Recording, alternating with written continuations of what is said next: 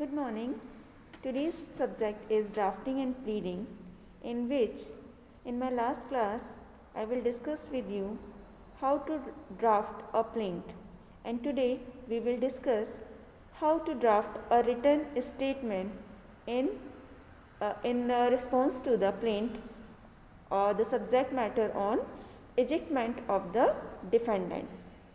So, the matter starts as: after receiving of this plaint copy, the defendant file his statement, the answer, that we can say answer. Also in legal language we can say, in legal language we call the defendant's answer the written statement. The name is written statement. So what the defendant will reply in accordance to this plaint?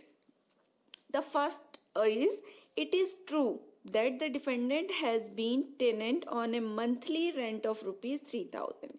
So the first point, listen carefully. The defendant accepted the fact that he is a tenant of plaintiff of rupees 3000 per month.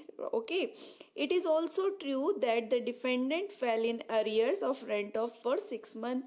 Again the defendant accepted this fact that he is failed to pay the rent and arrears of the plaintiff for last 6 months. The defendant submitted that he could not pay rent owing to stagnation of his business. The third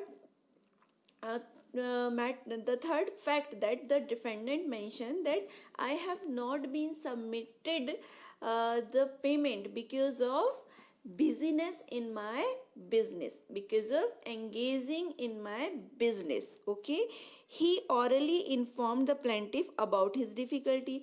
Again he explained the justification why he did not paid the amount of rent for last 6 months. He is saying that he orally informed to the plaintiff that I am busy in my business, because of that I am not able to pay your rent. Then what he is claiming, the plaintiff promised not to press for rent for 1 year. After information giving to the plaintiff answered, or plaintiff replied or accepted that he will not claim for the rent for 1 year because of his busyness in his business, much against his promise. This suit is laid. As such, the suit is not maintainable. After then, defendant is saying that all the knowledge of the non-payment of the rent is being in knowledge of the plaintiff, and he accepted that he will not press, or he will not bound the defendant to pay the rent for 1 year. He breaches the agreement or oral information, or we can say the faith of the defendant towards plaintiff, and file the suit against the plaintiff. Hence the defendant is claiming this suit is not maintainable. The second point the defendant is filing in his written statement is, the defendant denies receiving any notice determining tenancy. The question of the defendant refusing such notice does not arise. The suit is also bad for want of proper section 106 TP Act notice. Defendant again replying that he has not received any notice, neither he returned any notice. So the requirement of to file this suit, before to file a suit, the proper channel, the notice has not been delivered. The defendant therefore prays for dismissal of the suit with cost. Then lastly the defendant prays to court for the dismissal of suit with cost. Okay, so this was the draft of plaint and the draft of written statement. तो देखिए यहाँ पर हमने देखा कि plaintiff ने अपनी सारी बातें कह दी और उसके बाद उसने प्रेयर अपनी मांगी भी कोर्ट से मांग ली। ठीक है, उसने क्या मांगा कि मुझे मेरा रेंट दिलाया जाए, मुझे मेरे रेंट की मेरे मकान से हाउस होल्ड से जो अरियर्स था वो भी दिलाया जाए, अगर डिफेंडेंट नहीं देता है तो उसके ऊपर इंटरेस्ट इम्पोज किया जाए और मुझे वाद का पूरा खर्चा जो है वो प्रतिवादी से दिलाया जाए। अब प्रतिवादी अपने आंसर में कुछ चीज़ों को तो स्वीकारता है और कुछ चीज़ों को मना करता है।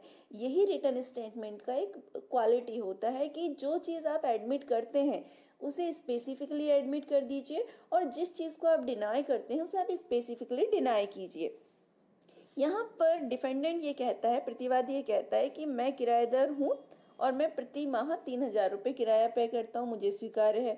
दूसरा, वो ये भी स्वीकार करता है कि मैंने 6 महीने का किराया नहीं दिया है, लेकिन वो ये बात कहता है कि मैंने इस बात की सूचना कि मैं अभी बिजनेस के सिलसिले में बाहर हूँ और अत्यधिक व्यस्त हूँ वादी को दे दी थी और वादी ने ये स्वीकार कर लिया था कि वो मुझे 1 साल तक किराया मांगने के लिए परेशान नहीं करेगा।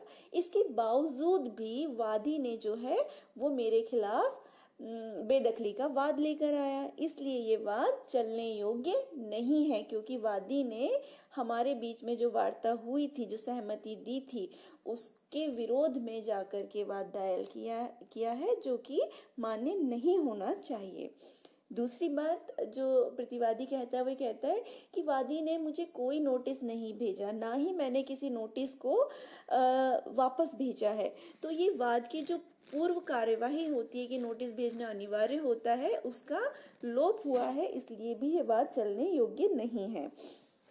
तो प्रतिवादी जो है वो लास्ट में अपनी न्यायालय से मांग करता है कि इस वाद को मैं खर्चे खारिज किया जाना चाहिए। तो ये था प्रतिवादी द्वारा किया गया लिखित कथन। अब न्यायालय दोनों पक्षों के तर्कों को सुनने के बाद इस पर निर्णय देता है। Thank you so much for today's topic.